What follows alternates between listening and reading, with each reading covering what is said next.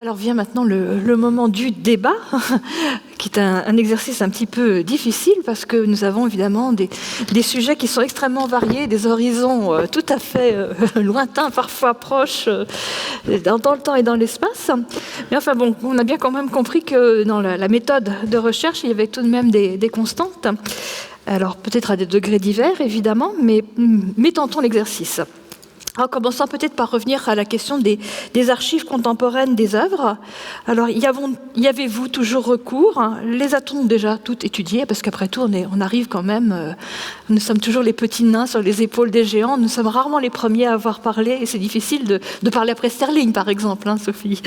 Donc, est-ce qu'on les a toutes étudiées? Est-ce que, quand même, parce qu'on est aussi au temps des numériques, est-ce que leur accès a changé?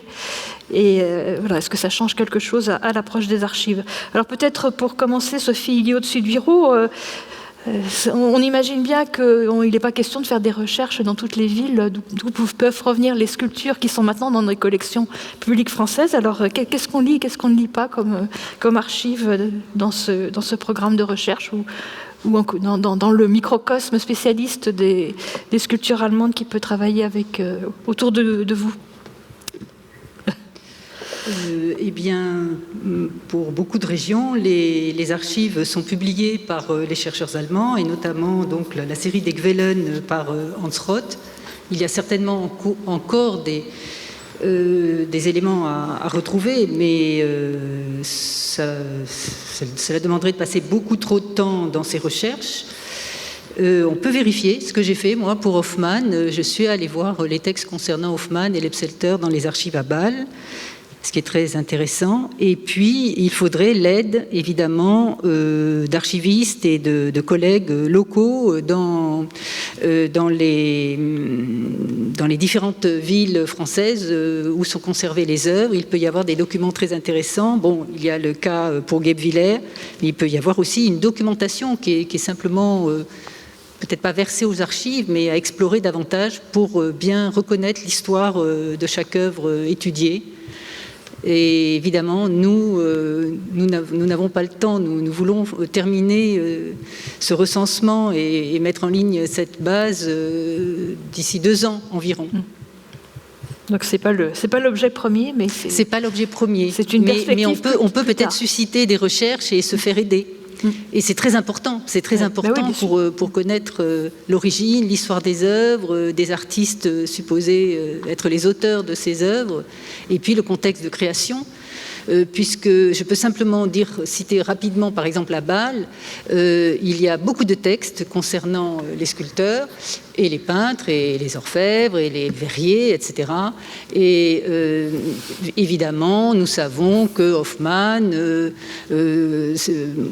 ou un autre, Lepselter, il s'est marié à telle personne, il a eu tel et tel compagnon, on connaît même le nom des compagnons, on sait que tel retable, il y avait un autre peintre qui est cité pour justement faire les parties de polychromie et de peinture. Enfin, il y a beaucoup de documents. Souvent, les retables et les sculptures ont disparu, évidemment. Mais il y a beaucoup de documents qui peuvent être éventuellement relus et exploités au regard des sculptures inédites et retrouvées dans les musées. Merci. Anna Bourdette, alors qu'est-ce qu'on avait lu ou pas lu sur les textiles du Saint-Esprit? Alors d'abord sur les manteaux, est-ce que vous m'entendez? Oui. Donc sur les manteaux, on avait lu pas mal de choses, à savoir dans quel contexte ils étaient portés, quel était le cérémonial auquel ils correspondaient, et puis les traités de brodeur des XVIIe et surtout des XVIIIe siècle nous donnent beaucoup d'indications sur les techniques qui étaient employées à l'époque et sur d'ailleurs le coût très important représenté par ces manteaux. Donc pour eux, j'allais dire, il y a une relative très bonne connaissance de leur contexte de réalisation et de création. Pour les textiles des ornements de la chapelle du Saint-Esprit, en revanche, l'histoire est à peu près bien connue de leur contexte de création à leur arrivée au Louvre aujourd'hui, mais finalement, quand on commence à l'étudier, on s'aperçoit qu'on maîtrise encore mal tout le vocabulaire symbolique qui est brodé sur ces textiles, qui dérive directement des volontés du roi Henri III et de ce qu'il avait en tête au moment où il impose ce langage symbolique brodé. L'histoire des médaillons, brodés aussi, et donc de tout ce rapport entre les brodeurs ordinaires du roi, les peintres influents influents à l'époque de la cour, qui a pu donner les modèles, comment. Et puis, ce qu'on n'a encore pas pu lire, finalement, même si l'on pense que leurs usages sont bien connus et attestés, c'est précisément à quoi servaient-ils et qu'ont-ils subi, surtout comme restauration. Et Hélène Lemot, en fait, vous avez des archives, finalement, j'ai vu les corpus des inscriptions puniques. Est-ce qu'on peut appeler ça des archives? Et est-ce que ça vous aide dans la recherche? Oui, alors c'est essentiel, ce corpus des inscriptions puniques. Et d'ailleurs, Sainte Marie, avant qu'on lui confie cette mission à Carthage, en fait, a été reconnue par ses pairs par l'envoi d'estampages d'inscriptions qu'il trouvait dans les collections privées de Tunisie. Et c'est vraiment ces estampages et ces archives, finalement, qui témoignent de ces inscriptions, de ces ex-voto, de cette ferveur religieuse au IIe siècle avant Jésus-Christ, qui est à l'origine de la mission. Alors, et les stèles en soi, elles sont aussi finalement des archives, puisqu'elles nous racontent ces cultes, ce culte, alors qui reste très énigmatique, ce culte au dieu Baal et à la déesse Tanit. Et on a aussi des archives, des inscriptions qui peuvent être considérées comme des archives aujourd'hui, contemporaines de ces stèles. Une inscription à laquelle je pense notamment, qui mentionne deux nouveaux lieux de culte voués à la divinité libanaise, de phénicienne, Tanit, Astarté, à Carthage. Donc en fait, tous ces éléments sont complémentaires. On a d'une part ces stèles qui mentionnent ce culte, qui mentionnent un lieu de culte, du moins qui étaient présentés dans un lieu de culte, qui mentionnent aussi des personnes, parce qu'au-delà des divinités, ce sont des personnes qui sont mentionnées à travers ces stèles. Vous vous souvenez de Harisham, fille de Harishat. Donc on a des individus aussi, et ce sont finalement une sorte de présentation de la population de l'époque qui ont dédié à Astarté et à Baal-Amon. Et du coup, on a presque une prosopographie des fidèles. Oui, alors c'est... Oui. Parce que je crois que dans le domaine de l'Antiquité égyptienne, on arrive parfois à faire des prosopographies. Oui, là, pas complètement non plus. En plus, c'est extrêmement, extrêmement répétitif. Vous avez vu aussi, elles sont très, très fragmentaires. Vous teniez plus votre micro.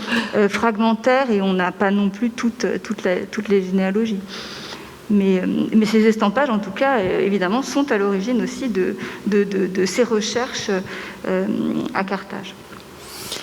Et finalement, la prosopographie, c'est aussi finalement une science qui peut être convoquée pour éclairer l'œuvre de Changenet.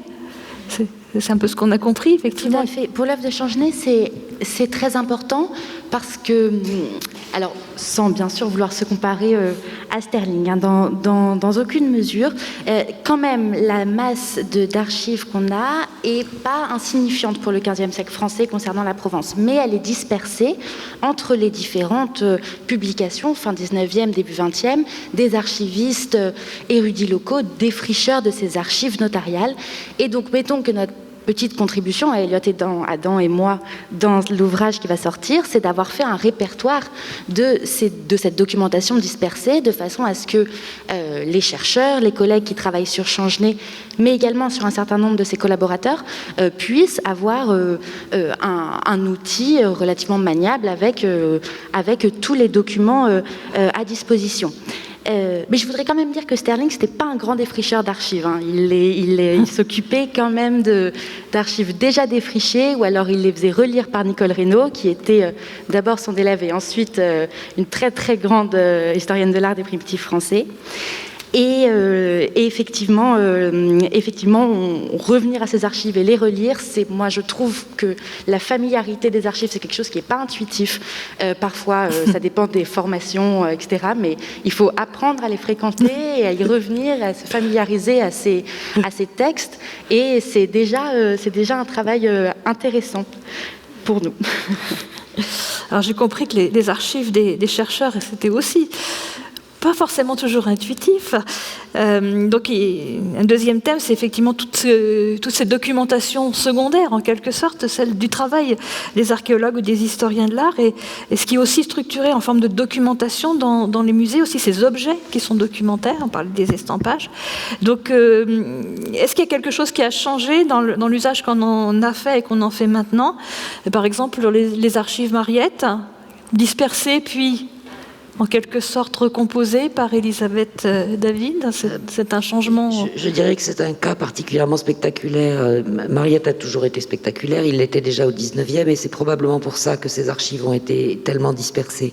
Donc en fait, c'est une réhabilitation d'une certaine façon, du travail de Mariette. Non, on est obligé, si on veut vraiment arriver à avoir une juste vue de son travail, ce qui est important pour nous, puisque ça n'engage d'ailleurs pas que le Louvre, puisqu'il y a eu partage de fouilles, donc il y a des objets au Louvre, il y a des objets qui ont été déposés dans les musées de province alors qu'on avait oublié qu'ils venaient du Sérapéum, les objets qui ont été, qui sont restés en Égypte à la suite des partages de fouilles. Je vous ai expliqué que le vice-roi était seul maître à bord en ce qui concernait le sort des antiquités. On sait que dans le cas du Sérapéum, en 1855, c'est-à-dire un an après le départ de Mariette, le vice-roi a fait cadeau des antiquités du Sérapéum à l'archiduc d'Autriche. Donc vous avez des objets du Sérapéum au musée de Vienne. Et il y en a probablement dans beaucoup d'endroits. Les archives, j'allais dire, c'est presque pire parce que la publication était annoncée, n'arrivait pas, était réannoncée, n'arrivait pas non plus. S'il y a eu dispersion dès le 19e, c'est parce que des gens étaient tentés de se servir pour faire avancer les travaux d'une manière ou d'une autre, sans forcément penser que c'était une archive au sens où nous, avec nos scrupules du 21e siècle, nous l'envisageons. C'est un peu le problème des archives de fouilles, c'est que plein de gens vont vous dire que c'est de la documentation. Alors que les choses ont vraiment changé de ce point de vue-là, je pense. C'est de la documentation, oui, mais c'est de l'archive aussi, et une archive est aussi une documentation. Je ne veux pas dire qu'il y a des tiroirs totalement étanches, mais par exemple, même dans ce qui est resté des archives de Mariette au Louvre, vous ne trouverez pratiquement rien qui concerne les stèles. Alors après, vous réfléchissez 5 minutes et vous vous dites, ah bah oui, pratiquement la seule chose qui a été publiée du Sérapéum, ce sont les stèles, au XXe siècle. Ça veut dire que ces archives ont été utilisées pour la publication, mais n'ont pas été remises ensemble. Et c'est ça le problème des archives de Mariette. C'est un énorme ensemble qui porte sur les travaux de 4 ans et plus, et les choses sont complètement dispersées, les objets, mais aussi les archives. Et finalement, on se prive de choses en ne les remettant pas ensemble. Mariette étant de plus un peu un objet de fantasme depuis le 19e, quelquefois ça manque un peu de transparence tout ça, et c'est grand dommage. Je pense que là, tout le monde se prive de moyens de pondérer et d'évaluer avec plus de justesse une documentation et les objets eux-mêmes. Merci. Et alors, oui, on parlait aussi des estampages, des moulages. C'est aussi un outil, ou des objets qui ont été légèrement méprisés, on va dire, pendant longtemps. Non, pas du tout. Pas du tout, non, pas du tout. Non, parce que on les a considérés comme des œuvres non originales, parfois moins prisées, mais ils sont réhabilités. Est aussi à l'origine, en tout cas, de ces grandes missions archéologiques, et ce sont vraiment les estampages qui étaient prioriser en fait les inscriptions et leurs estampages qui permettaient de les diffuser. Et Ernest Renan vraiment est tout à fait élogieux envers Sainte-Marie. Je crois que c'est en 1876 à la séance de l'Académie des inscriptions et belles-lettres, puisqu'il insiste sur l'utilité de la sauvegarde par les estampages justement, et surtout dans notre cas. Non, mais je ne pense pas au moment des fouilles, mais dans le cours de l'histoire, entre le moment des fouilles et jusqu'à nous, il y a peut-être des moments où ces objets-là ont été moins utilisés. Pas pour les, en tout cas pas pour les statues. Très bien alors. Oui, mais puisque justement elles sont les vestiges entier de ces découvertes de la fin du 19e siècle. Et c'est grâce justement à ces estampages qui présentent l'intégralité et les stèles dans leur état de conservation le meilleur qui sont essentiels. En revanche, on a d'autres archives contemporaines de la découverte des stèles qui sont aussi très importantes, comme par exemple tous les courriers adressés par Sainte Marie au ministre de l'instruction publique, par exemple, pour envoyer ces stèles en France pour que les frais soient pris en charge, par exemple, et ce n'est pas le cas, d'où la solution du magenta qui n'a pas été très, très heureuse, mais on peut faire revivre aussi, en fait, cette histoire des stèles à travers les archives contemporaines, à travers les journaux qui relatent aussi cet incident, et à travers toutes les archives qui ont été produites, ou toutes les documentations, comme disait Elisabeth, qui ont été produites au fur et à mesure des années jusqu'à nos jours.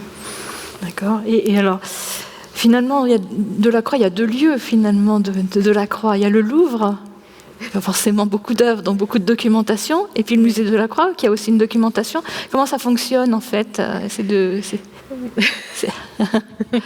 deux centres de ressources, hein? Alors ça fonctionne de manière assez séparée en fait, parce que les deux lieux, les centres de documentation n'ont pas le même objectif.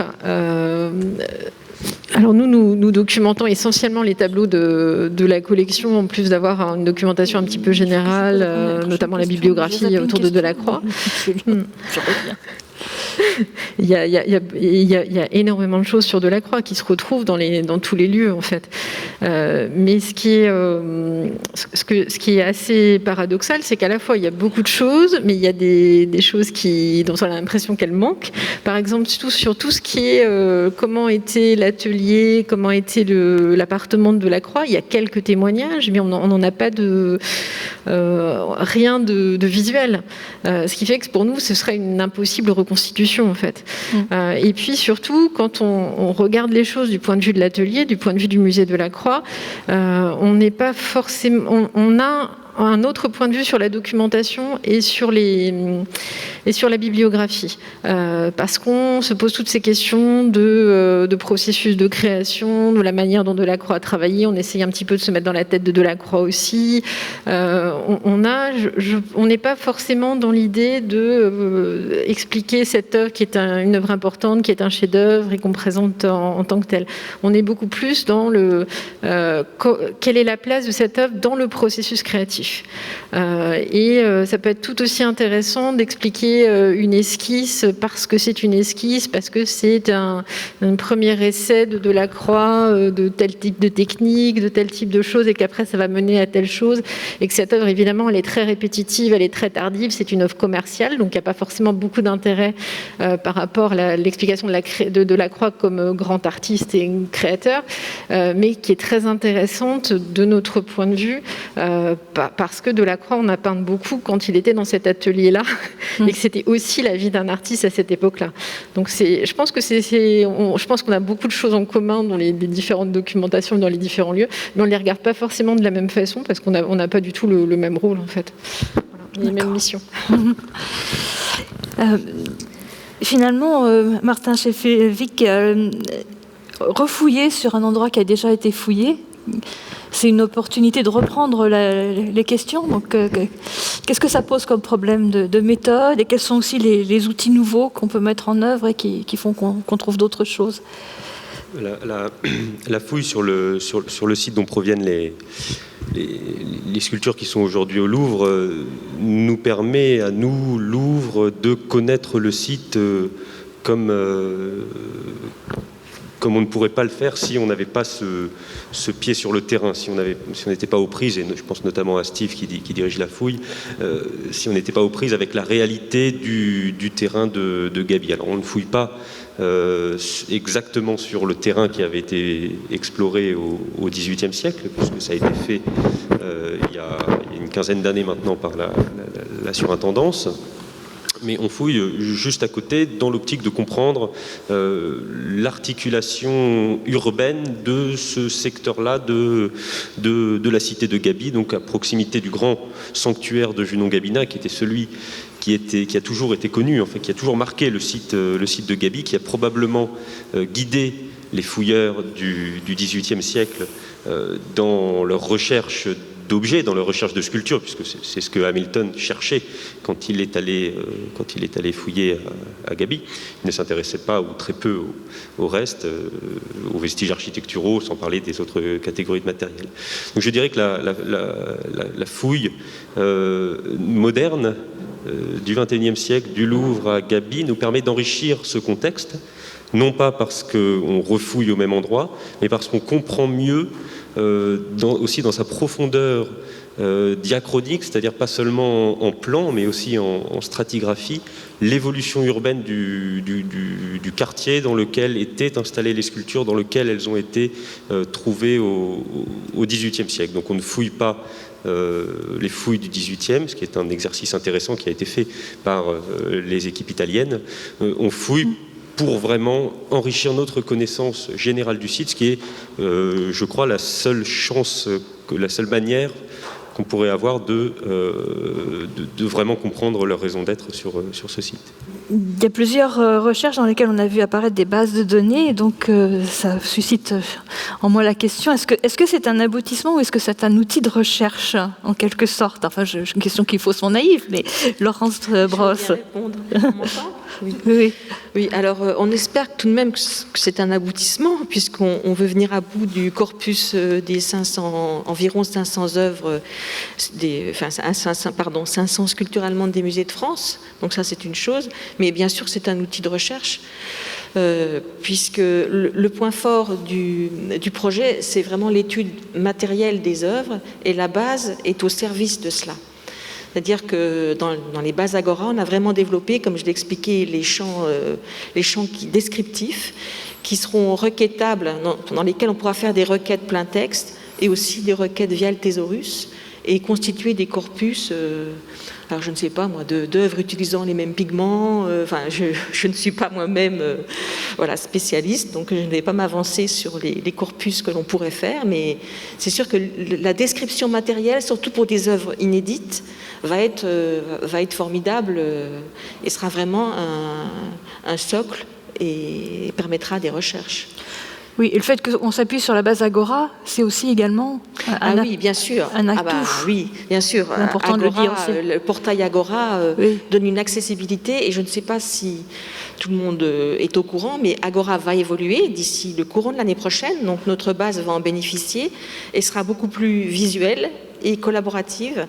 Alors, visuelle, on pourra justement comparer les œuvres, c'est-à-dire avoir vraiment des images côte à côte, comme on fait nous-mêmes souvent en imprimant les fiches. Donc là, on pourra le faire à l'écran. Donc on pourra comparer peut-être même des marques d'étau, je ne sais pas. Mais voilà, donc ça c'est vraiment intéressant. Et puis collaborative, puisque chaque base œuvre aura un espace dédié dans lequel on pourra justement, pour la recherche est essentielle, partager des articles, des billets, voilà. Donc du coup, je pense que cette base va être formidable. Et on l'espère bien. Et en fait, quand on travaille sur le Louvre, on se dit que les sources doivent être infinies, dans le Palais des Rois de France au cœur de Paris. Alors comment on met de l'ordre dans tout ça? Parce qu'on nous avait montré ce qu'il en est pour vraiment les archives de fouilles, les objets de fouilles, mais au-delà, le contexte. Alors là, c'est un très vaste programme.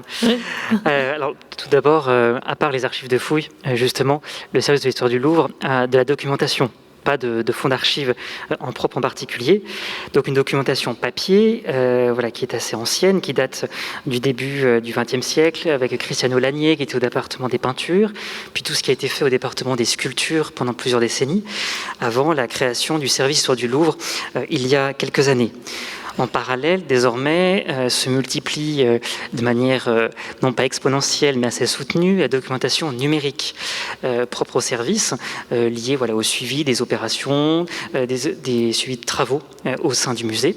Le grand défi documentaire aujourd'hui étant de mettre en adéquation, on va dire, le plan de classement de la documentation papier et l'arborescence de la documentation numérique. Et c'est là qu'il est vraiment le grand enjeu pour le service, et d'arriver non pas forcément à faire le tour, mais d'avoir des outils qui soient à la fois des outils de recherche, mais également des outils de travail, c'est-à-dire perpétuellement enrichis. On a ainsi une base de données sur les articles, une base de données également sur les ouvrages liés à l'histoire du Louvre, une base de données sur les mémoires et études qui nous servent autant à réaliser nos propres recherches, répondre aux demandes de recherche, que de les enrichir au fur et à mesure des contacts que nous avons avec les chercheurs ou des actualités retenues. Mais également, pour revenir au dossier que j'évoquais tout à l'heure des archives de fouilles, des bases de données spécifiques sont montées lorsque cela est nécessaire au sein de la documentation. Là, pour la documentation archéologique de fouilles, donc il y a une base FileMaker qui a été mise en place lors des travaux conjoints Musée du Louvre et Service régional d'archéologie, bien sûr pour faire un récollement de l'ensemble des articles de la documentation archéologique des fouilles du Grand Louvre, mais aussi des bases qui, on va dire, non pas secondaires, mais sur des corpus particuliers qui sont en cours encore d'enrichissement, notamment autour de tous les plans, des unités stratigraphiques, différents plans de zones archéologiques. Il y a environ 3500 plans. Et donc là, ces bases, avec table, permettent d'assurer un repérage dans les inventaires, dans le récollement et les unités stratigraphiques. Donc cette question des bases de données, de l'accès aux documentations, aux sources, ne cesse de s'enrichir, de s'adapter aux nouveaux usages aussi attendus à la fois en interne au sein du musée et par le monde de la recherche.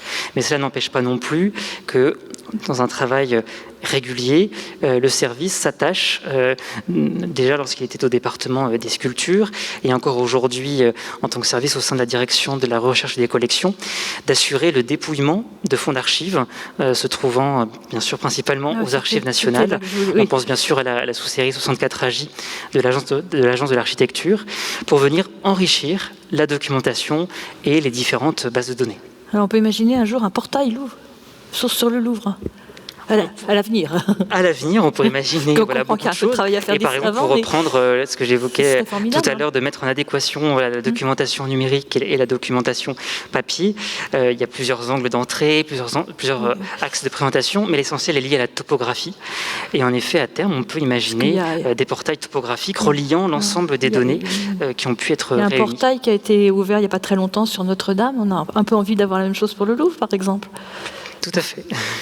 Ce qui est un portail d'agrégat de ressources sorties de différentes bases par la magie du portail, effectivement, sont rassemblées ensemble et immédiatement disponibles. Il faut arriver à imaginer aussi en amont l'interopérabilité de l'ensemble de ces bases qui sont conçues, de la documentation accumulée, pour permettre à terme une liaison du tout. Bon, mais il y a du travail encore. On va peut-être revenir aux œuvres elles-mêmes, mais quand même, on a bien compris aussi que l'approche matérielle de ces œuvres était aussi très très importante. Et peut-être, Sophie Guillot, alors comment finalement, quand on a passé quelques dizaines d'années avec les sculptures allemandes, comment on finit par dire ça ressemble à du Bâle, ça ressemble à la Swab? Est-ce que c'est plus stylistique? Est-ce que c'est plus technique? Est-ce qu'il y a des indices qui ne trompent absolument pas? Ou est-ce que c'est tout un ensemble d'indices? À propos de l'approche matérielle, je voudrais rappeler un adage bien connu: on trouve ce que l'on cherche. C'est-à-dire que, évidemment, il faut des connaissances préalables, des matériaux, des techniques d'exécution, de l'emploi du bois, pour comprendre ce que l'on voit sur une sculpture allemande. Déjà, il faut démontrer qu'elle est allemande quand elle est identifiée comme française dans le fond du musée. Et donc, il faut beaucoup regarder en détail, photographier, et je voudrais insister sur les photos. Il y a un fonds documentaire très riche de photographies au département des sculptures, dont j'ai profité, que j'ai enrichi. Et donc, depuis des années, je fais des photographies, d'abord argentiques et puis maintenant numériques, évidemment. Et donc, un détail, par exemple, quand je visite un musée, j'essaie avec mon petit appareil appareil téléphonique, de prendre des vues du dessus de la tête des sculptures, parce que l'on voit justement les traces d'étau, ce que je ne faisais pas il y a 20 ans. Je ne pouvais pas le faire à ce moment-là. Donc c'est très important de documenter soi-même les œuvres photographiquement. En tout cas, pour le type de recherche que nous menons pour le répertoire des sculptures allemandes des musées de France. Beaucoup de photos d'amateurs. Après, l'approche matérielle, enfin pour moi, c'est une des parts les plus plaisantes du travail. Et c'est ce travail de terrain avec cette approche concrète qui accompagne pas à pas l'étude stylistique, l'étude iconographique, historique, et on découvre certains petits détails en regardant de très près, qui confirme une iconographie, par exemple un Christ qui ressemble à un Christ de l'Ascension, mais nous ne sommes pas tout à fait sûrs. Et quand on découvre les nuages fragmentaires, parce que la base est endommagée, donc des nuages sculptés à la base près des pieds, eh bien, c'est vraiment la fonction de l'œuvre. C'était vraiment un Christ de l'Ascension qui était hissé sous les voûtes de l'église lors de la cérémonie liturgique du jeudi de l'Ascension. C'est sa fonction d'origine qui est confirmée ainsi. Et donc il y a beaucoup d'autres détails qui nous aident à retrouver la fonction d'origine, l'iconographie des œuvres. Et quelle était la question d'ailleurs à part oui, et alors et donc tout cela évidemment se marie, se conjugue aussi pour enrichir l'étude stylistique. Et je ne sais pas si je passe tout de suite à l'étude stylistique, non, plus tard. Non, mais de toute façon, comme vous avez ce sont vu, des indices. voilà, non, mais c'est vrai que en dehors des caractères très généraux de la sculpture allemande, par exemple ce goût des drapés très mouvementé, avec des plis brisés, quelquefois il est difficile de se prononcer, de se dire est-ce que c'est une sculpture allemande, est-ce que c'est une sculpture des anciens Pays-Bas, une sculpture française. Et finalement, grâce à certains indices techniques que je vous ai montrés, nous pouvons dire que c'est une sculpture allemande. Parce que cet établi spécifique, par exemple, qui permet de faire pivoter la sculpture, eh bien, il n'est pas utilisé. Il n'est pas ni représenté, ni attesté dans d'autres pays d'Europe, en dehors de la vaste aire germanique. Donc ça, c'est vraiment un indice. Voilà. Bon, comme vous avez vu, Marie-Claire m'a apporté un petit papier, donc c'était pour me rappeler au respect des horaires. Donc nous allons encore faire un dernier tour sur un sujet, et puis ensuite on donnera la parole à Stéphane Verger, et puis on ira à la conclusion de notre président. Donc je voulais peut-être juste pour terminer, évoquer finalement les conséquences de toutes ces recherches très concrètement sur le musée. Par exemple, donc Anne, vous disiez que vous comptiez finalement guider les restaurateurs à partir de ce que nous apprennent les archives finalement. Oui, c'est-à-dire mettre à leur disposition, dans le cadre du comité scientifique, ce que ces archives nous disent, très souvent les transcrire, puisque une technique de broderie est exprimée dans une phrase de français du XVIe siècle. Il faut la restituer pour qu'elle soit intelligible et compréhensible aujourd'hui. Et donc ça va être notre travail. Et puis ensuite, pointer donc les différents points que nous souhaiterions plus particulièrement explorer avec les restauratrices.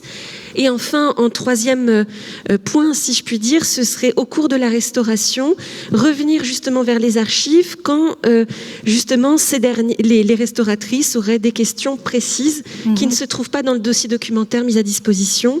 Et un des fonds privés d'ailleurs dont j'ai oublié de parler, c'est le fonds de la maison Brocard qui se trouve à Retournac et qui a restauré justement dans les années 60 et 70 une partie des textiles de l'ordre. Donc ça, ce sera sans doute, j'imagine, une des questions qu'elles pourront avoir. Elisabeth David, on a vu 3 petits sceptiques qui avaient retrouvé leur identité. Alors du coup, est-ce que de toutes ces identifications sortira un changement de présentation ou un projet muséographique? Dans le cas du département égyptien, j'allais dire c'est déjà fait parce que dès le début de la transcription en base de données du manuscrit ZDD-10, on a pu se rendre compte qu'on pouvait identifier avec beaucoup de précision dans des lots de bijoux datant de Ramsès II, 2 lots différents Je vais faire court. Ramsès de Araignée, 67 ans. Il a eu le temps d'enterrer un certain nombre de taureaux Apis pendant ce temps-là. Et donc, on a plusieurs tombes d'Apis de son époque. Mais les bijoux du Sérapéum, souvent, on les mettait par effet de masse pour faire oh, regardez, le Sérapéum, comme ça brille. Simplement, on peut maintenant faire la différence entre le lot de la tombe découverte en 1852 et ceux de la tombe découverte en 1853. Ce qui a permis, à coup de mardi, sans faire de bruit, de séparer bien nettement les deux lots au sein de vitrines qui existaient déjà, sans faire de remaniements considérables dans les salles. Mais évidemment que si on a envie d'exploiter la totalité des 1757 entrées du registre, on pourra aller plus loin. Oui. Merci. Et au musée de la Croix, qui est un musée dont l'accrochage est renouvelé régulièrement, est-ce que du coup cette réflexion sur l'atelier lui-même peut avoir une traduction plus que ce qui est déjà apparaît? Oui, parce que bien entendu, dès qu'on le peut dans les cartels, on met en valeur cette question de l'atelier. Dès qu'un tableau a pu être peint ici ou que Delacroix l'a conservé dans l'atelier jusqu'à sa mort, on l'indique forcément dans la muséographie. Après, là, on a une réflexion pour présenter beaucoup plus la manière dont Delacroix vivait et sans reconstituer artificiellement les choses. Et ça, c'est plus une réflexion avec les outils numériques d'aujourd'hui. On travaille sur un projet notamment d'application par Internet qui permettrait, en s'appuyant sur les documents d'archives, de raconter qu'il y a un parcours du visiteur. Voilà, vous étiez dans la chambre, il y avait ça, et avec des dialogues, choses un peu scénarisées en fait. Parce que ça paraît difficile de vraiment l'évoquer autrement. Voilà. Mais c'est un travail un petit peu de médiation à partir des archives sur lesquelles on a commencé à travailler depuis cette année. Et de tout ce travail sur les objets des fouilles du Louvre, est-ce qu'on a des changements dans la muséographie à attendre du pavillon de l'horloge?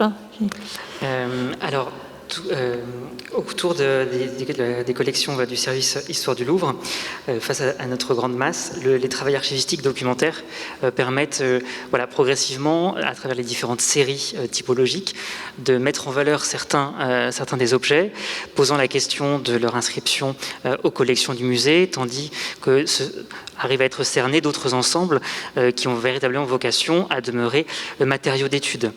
Ce qu'il est sûr, c'est que toutes ces réflexions montrent que les croisements des regards entre aspects archéologiques, muséaux, monuments historiques et archivistiques sont indispensables pour comprendre l'épaisseur même de tous ces objets, leur biographie, comme on l'a évoqué un petit peu plus tôt, et se pose donc la question de la présentation de certaines de ces œuvres, de certains de ces matériaux d'étude au sein du pavillon de l'horloge, dont la présentation a vocation aussi, au fil des années, à évoluer, notamment via sa salle d'actualité, où l'histoire du Louvre est présente chaque année lors des rotations, et que la réflexion sur la mise en œuvre d'un parcours lié à l'histoire du Louvre au fil des salles historiques du musée peut être aussi une occasion de présenter par une variété typologique et historique une sélection représentative des collections de l'histoire du Louvre.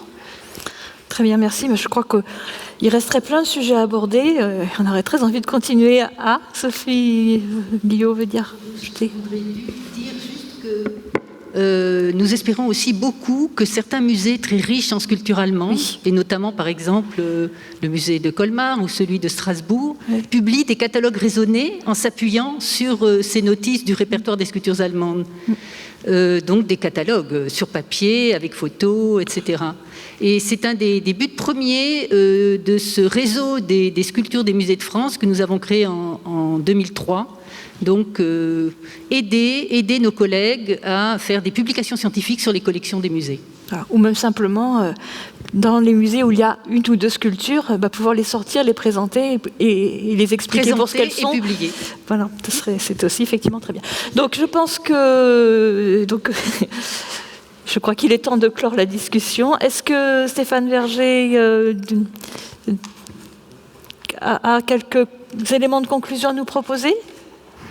Merci beaucoup Sophie pour ce débat très intéressant. Merci à tous les intervenants et merci à l'organisation du Louvre, toujours parfaite et tout particulièrement parfaite dans ces circonstances compliquées. On est toujours content de venir aux Journées de la recherche du Louvre.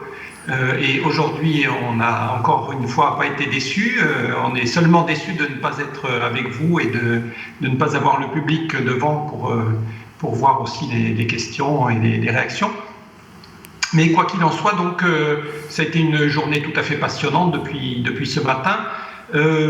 Elisabeth David nous a dit tout à l'heure, excusez-moi, je vais seulement vous montrer des vieux papiers finalement. Et ensuite, on a vu que derrière ces vieux papiers se trouvait toute une histoire, des paysages, des personnages incroyables. On a vu des naufrages, on a vu des petits bouts de stèles qui devenaient des grands bouts d'inscriptions. On a vu des familles impériales se reconstituer sous nos yeux. On a vu des morceaux de bois devenir des familles, d'autres familles, la Sainte Famille. On a vu des lieux formidables, Carthage, Rome, l'atelier de la Croix.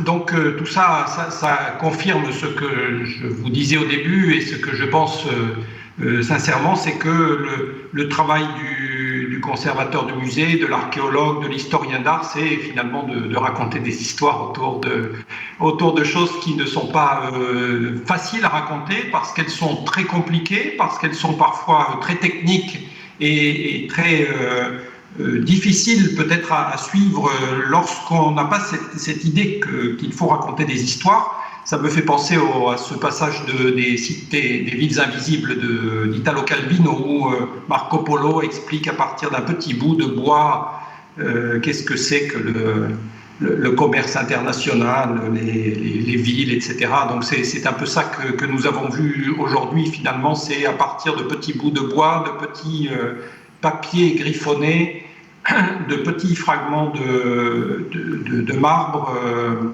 une histoire se reconstituer, et une histoire qui va enrichir non seulement les collections, mais aussi les parcours d'exposition pour les visiteurs. Et j'étais sensible à ce que disait la directrice de l'atelier de la Croix. En effet, tout ça, maintenant, le grand enjeu pour nous, c'est de voir comment raconter toutes ces histoires et comment faire que dans le musée, les œuvres ne soient pas des œuvres figées, mais des œuvres vivantes qui vivent aussi de ces recherches qui sont faites autour d'elles, sur elles et pour elles aussi, et pour le public. J'ai été tout particulièrement, dans cette dernière minute qui me reste, j'ai été tout particulièrement sensible par pure histoire personnelle à la communication sur les fouilles du Louvre, bien entendu, parce que là on a quelque chose qui est à la fois différent, comme disait Sophie Jugy, mais aussi la même chose, c'est-à-dire que finalement quand on est devant des piles de fiches d'US, de fiches d'unités stratigraphiques des années 1980, 1990, mais parfois même 2000, 2010, quand on est face à des piles de milliers de caisses de céramique, on est finalement tout aussi démunis que face aux petits papiers de Mariette ou aux fragments de stèles de Carthage. Et donc c'est aussi ça le grand enjeu, c'est-à-dire qu'on est maintenant confronté à une documentation qui, comme pour tout ce qui est de l'histoire contemporaine, finalement devient la documentation archéologique contemporaine devient comme la documentation de l'historien contemporain de l'époque contemporaine, c'est-à-dire qu'elle devient totalement impossible à gérer. Et donc on est aussi face à cette difficulté. Donc je dois dire que j'étais particulièrement intéressé aussi par ça, parce que ici au Musée national romain, nous avons cette question particulière pour la fouille de la crypte Balbi, qui est également une des grandes fouilles urbaines à peu près des mêmes années, un peu plus tard que la fouille du Louvre, et j'ai reconnu toutes les questions qui se posaient à la fois de documentation, de dispersion de la documentation dont tout le monde a parlé, de difficulté de gérer tout ce matériel.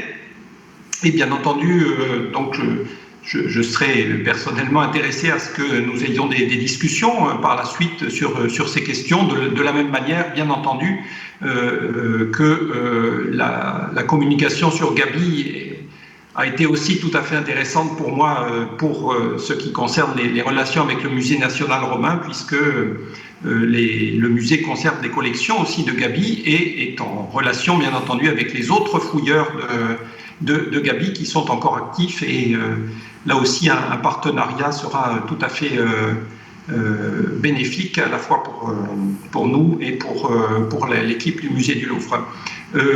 Voilà, donc je vous laisse... je laisse le président directeur conclure en le remerciant de m'avoir convié à cette belle manifestation, et j'espère bien entendu que l'année prochaine la journée de la recherche se fera en présence et que nous nous retrouverons tous dans ce bel amphithéâtre de l'auditorium du Louvre. Merci. Merci, au revoir. Merci Stéphane, au revoir. Merci de ces belles perspectives. Alors le programme notait qu'à 17h25, nous avions la conclusion par le président Jean-Luc Martinez. Il est là au micro et nous lui laissons la place. Vous pouvez rester, que j'ai quelqu'un devant moi. Bon, quelques mots peut-être en conclusion, d'abord en remerciant les personnalités qualifiées de notre conseil scientifique d'avoir bien voulu jouer ce jeu à distance, qui était quand même techniquement assez compliqué. Donc je voudrais remercier à la fois Salvatore Settis, Bénédicte Savoie et Stéphane Verger de l'avoir fait, et puis bien entendu donc les différents intervenants du musée du Louvre, donc de ce matin comme de cet après-midi. Alors ce doit être un moment particulier dans l'année que nous avions choisi pour à la fois mettre en valeur ces programmes de recherche, mais aussi rendre témoignage de ce que nous devons à nos partenaires. Alors bon, la convivialité n'est pas vraiment là, avec nos masques et devant une salle vide, mais bon, je sais qu'en ligne au moins, donc une partie de nos partenaires auront peut-être pu vous entendre. Alors cette année, cette fin d'année 2020 nous permet d'annoncer un certain nombre de choses qui seront aussi des moments de valorisation de cette recherche, et particulièrement cette recherche sur les provenances, sur l'histoire des collections, sur les biographies des objets dont on a parlé toute la journée. En effet, j'ai le plaisir de vous rappeler, de vous annoncer que en mars 21, donc dans quelques mois maintenant, le Louvre fera la toilettage radical de son site internet, et à cette occasion donc les collections du musée seront plus largement mises en ligne. Un travail donc préparé depuis des dizaines et des dizaines d'années donc par les équipes du musée. C'est le fruit d'une informatisation. Vous en voyez jusqu'à présent une toute petite partie, puisque seuls les cartels du musée étaient mis en ligne, donc c'était tout de même 38 000 œuvres, et avec une exception notable qui était le département des arts graphiques qui a sa collection en ligne. Donc à partir de mars 21, c'est au moins 60 à 70% des collections donc qui seront mises en ligne. Je voudrais remercier l'ensemble des personnels qui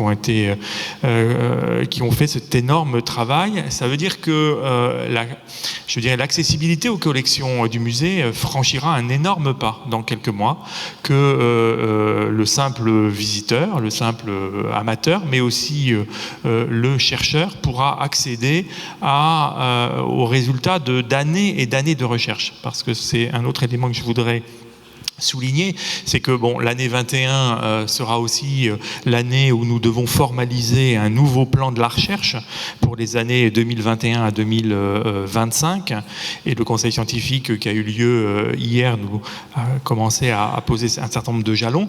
Mais si nous nous plions à cet exercice d'une forme de temporalité, ce qui caractérise le monde des musées, c'est ce travail du temps long. Donc puisque les gens que vous avez entendus ce matin comme cet après-midi, ce sont à la fois leurs travaux personnels et en même temps le fruit du travail donc des documentalistes et des conservateurs qui nous ont précédés. Alors c'est en effet une évidence que de rappeler que la recherche dans les musées est une recherche appliquée aux collections, et donc ce que vous avez entendu cet après-midi comme ce que nous avons entendu ce matin, c'est ce croisement entre des œuvres, car nous concrètement, nous sommes confrontés à des objets, donc matériellement, et donc toutes les archives à notre disposition pour essayer de comprendre quelque chose à ces œuvres. Donc ce matin, vous l'avez entendu, et je voudrais rappeler que le Louvre a souhaité faire un pas de plus dans ses recherches à la fois complexes, parfois douloureuses, sur ce qui s'est passé pendant la Seconde Guerre mondiale et la période qui précède la Seconde Guerre mondiale. En effet, après le pas qui avait été franchi dans les années 90, avec la première exposition consacrée à l'ensemble des MNR, des monuments donc à la fois conservés provisoirement donc par les instances publiques comme le Louvre, en l'attente de leur propriétaire définitif. Donc dans les années 90, une première exposition avait eu lieu au Louvre. C'est d'ailleurs la première chose qu'on m'a confiée quand je suis arrivé en 97. Donc bon, dans les antiquités grecques, étrusques et romaines, cher Martin, il n'y en a que 3, donc c'était pas très compliqué à faire. Donc c'était à ma portée. Mais il y a des domaines beaucoup plus compliqués. C'est le cas notamment des tapisseries, où vraiment le sujet est compliqué. Dans les années 90, donc un pas avait été franchi, avec notamment au département des peintures, des publications énorme donc de tout ce que nous savions sur ces objets. On voit qu'aujourd'hui, grâce à une approche plus collaborative, plus collective aussi, puisque les recherches généalogistes, c'est un métier de faire de la généalogie, donc, et que les archives aussi en Allemagne ou dans les pays de l'ancien bloc de l'Est sont peu à peu éditées, que du coup on peut collectivement faire un pas supplémentaire. C'est aussi parce que la puissance publique française a pris la mesure aussi au moment où les derniers descendants de la Shoah et les derniers encore vivants et les derniers descendants justement acteurs donc sont en train de disparaître. C'est aussi un moment particulier et je voudrais citer ici la mission de David Zioui qui souhaite justement et qui vise à faire ce pas supplémentaire. Donc aujourd'hui, le Louvre a souhaité non seulement ouvrir des salles pour exposer ces MNR, comme ça a été rappelé ce matin dans beaucoup de départements, mais faire un pas de plus et en traquant la matérialité de ces œuvres et les témoignages qu'ils peuvent porter. Je voudrais souligner par exemple le travail fait actuellement au département des objets d'art sur les tapisseries pour relever toutes les marques, ce qui suppose un énorme chantier des collections et pour peut-être aller plus loin dans la reconnaissance de ces œuvres. Mais comme vous l'avez entendu ce matin, le Louvre s'est lancé dans un travail grâce aussi au recrutement de Madame Pollack, mais d'abord fondé sur le travail des conservations du musée, qui consiste à regarder de près la manière dont et la nature des objets qui ont été acquis par les musées nationaux et particulièrement par le Louvre entre 1933 et 1945. Je pense qu'il appartient à notre génération d'essayer de faire l'histoire de cette période. L'occasion de rappeler que la plupart des projets de recherche qui sont en cours, il y a plus de 236 projets de recherche qui sont en cours, plus de la moitié portent sur les questions de provenance. Donc ce matin, on a un peu exploré cette question de la particulière de l'origine des objets acquis dans les années 30 et pendant la Seconde Guerre mondiale. Et cet après-midi, donc à travers ces biographies d'objets, de collections, donc on a vu à la fois la complexité donc de la question de contexte de découverte, contexte de redécouverte, contexte de création, contexte de modification, contexte d'exposition, puisqu'on voit bien aussi combien le fait même d'exposer au musée du Louvre et avant donc dans sa présentation a pu modifier parfois matériellement aussi les objets. C'est une lapalissade pour des tableaux qui ont été transformés continuellement en fonction de leur décor, mais Martin l'a rappelé aussi pour la sculpture, combien, par exemple, le musée de Gaby a fait qu'on a fait autre chose de ces sculptures. Alors ça explique toute la complexité de ce que finalement dans des bases de données ou simplement dans des cartels, on n'arrive pas à rendre compte complètement de cette complexité. Mais là aussi, je voudrais dire que finalement, aujourd'hui, grâce à un certain nombre d'outils, nous disposons de plusieurs manières de rendre compte de cette complexité et finalement de la polysémie de ces contextes et de ces objets. À la fois donc bientôt avec ces collections en ligne, ces bases de données accessibles au public, et nous l'espérons très vite participatives pour qu'on puisse répondre aux questions de ceux qui vont consulter ces bases. Donc attendez-vous, mesdames et messieurs, à beaucoup de questions, parce que quand les œuvres vont être en ligne, beaucoup de questions vont se poser. Mais ce sera aussi le moyen de publier autrement, différemment. Donc, on l'a évoqué, ces collections. Et il est vrai que nous avons la chance au Musée du Louvre, non seulement d'avoir encore du personnel scientifique en nombre suffisant, donc je voudrais rappeler qu'il y a plus de 70 conservateurs dans ce musée et que les personnels de conservation, c'est 250 personnes, que nous avons encore les moyens de déployer des chantiers de collection. Je voudrais rappeler qu'en une dizaine d'années, le Louvre aura mis 18 millions d'euros pour déployer ces chantiers de collection, ce qui nous fait faire des bonds extraordinaires dans la connaissance matérielle des œuvres. Et je voudrais saluer le travail de récollement qui est fait, puisque ce travail de récollement, c'est justement cette confrontation entre les objets matériels et les archives, d'où tous ces gens qui traquent les moindres étiquettes, sceaux en cire, voilà, et toute trace matérielle qui permettent de mieux rendre compte. Voilà. Donc ce cercle vertueux, récollement, chantier des collections, recherche en archives, publication, mise en ligne des collections. Voilà, je suis particulièrement heureux qu'on ait pu rendre compte de ce travail qui fait le quotidien des femmes et des hommes que vous avez entendus toute la journée et qui mérite toute notre admiration. Je vous remercie.